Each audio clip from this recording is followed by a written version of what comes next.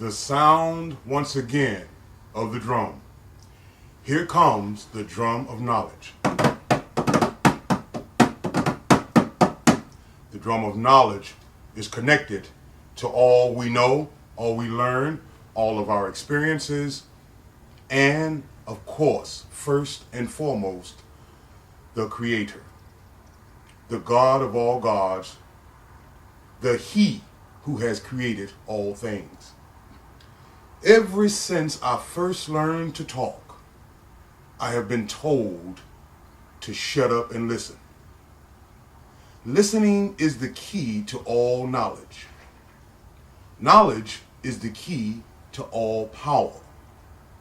With that power, you must be active in your deeds, in what you do, and it will be more assessed of you to do what you do with that power positively in and around your own community. Community is key to survival of any people. Kids is another key to the survival of any people. Our children are being systematically taken away from us through their minds. A brainwashing has been taking place for a number of years, and it has spilled over not just into the young people, but into the older people, into the parents. I contribute this to the time when parents became as young or not too much older than their children. Babies having babies. Here come the drum. Why is it that things have changed so drastically over the past 50 years and we've become so desensitized that each and every day there are more and more drastic changes and we constantly allow it to happen? Certain things that our government have put in forth in front of us to do or to be a part of or to pay for. The war on education. No Child Left Behind is one of the biggest farce and biggest scams and schemes that I have ever seen. If there was anything that would come closer to it, it would be the war on drugs, which is a very sad situation. The war on drugs is a complete and utterly and astronomical failure to the private citizen.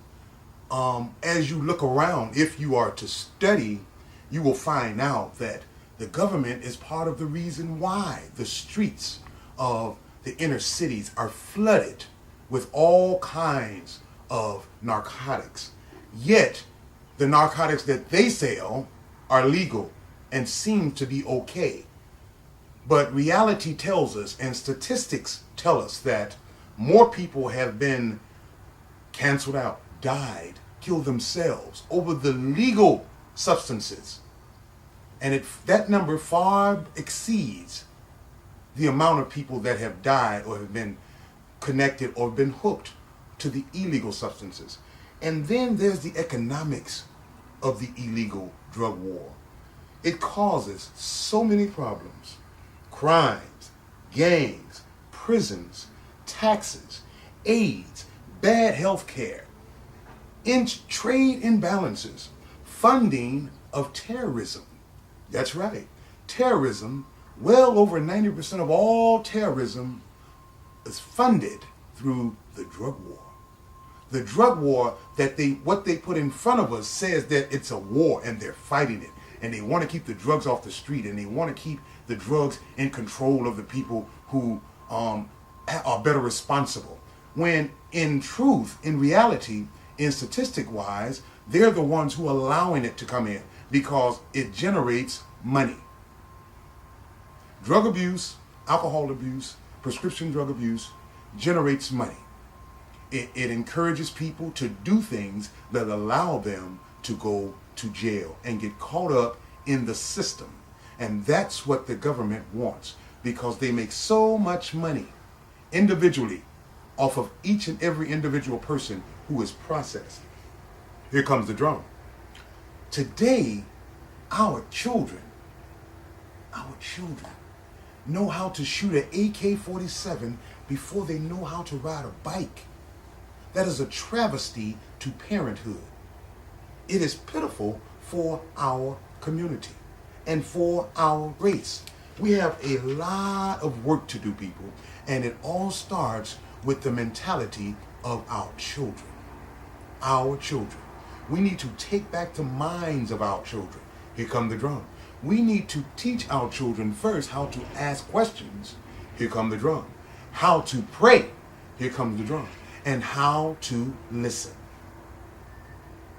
Listening is the key to all power. Listening adds to your personality, your ability to solve problems, and your experience in your life. Remember, your life is very important. Your life is very, very important to someone, even if it isn't important to you. You were allowed to get up this morning. That means someone cares. Someone that may even be beyond your understanding, yet they still care. Life, I like to think, it's like a roll of toilet tissue. The closer it gets to the end, the faster it goes. Isn't that something? The faster your life goes, the closer it gets to the end. We need to understand that when the drum comes, there's an understanding that needs to be reached. Part of that understanding is that we are our brother's keeper. We are responsible for every choice we have. We are responsible for our actions. The problem with it is we need to come together as a people and not put our hands or our lives in the hands of our government officials, of our doctors, of our preachers. It amazes me how when you go to church, the people in the church are more or less praising and worshiping the pastor as opposed to having their minds and spirit on the Creator. The greatest discovery ever made in the history of all discoveries is the ability in a person's mind. A person can change their entire future merely by changing their attitude. Attitude is very important in whatever you do. Your attitude constructs and displays who you truly are, how you truly feel, what you truly have learned, where you truly have been. Your attitude represents your soul. Let it represent your soul.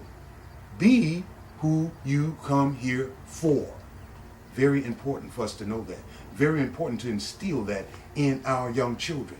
You can change your entire future. You can change your entire present merely by changing your attitude.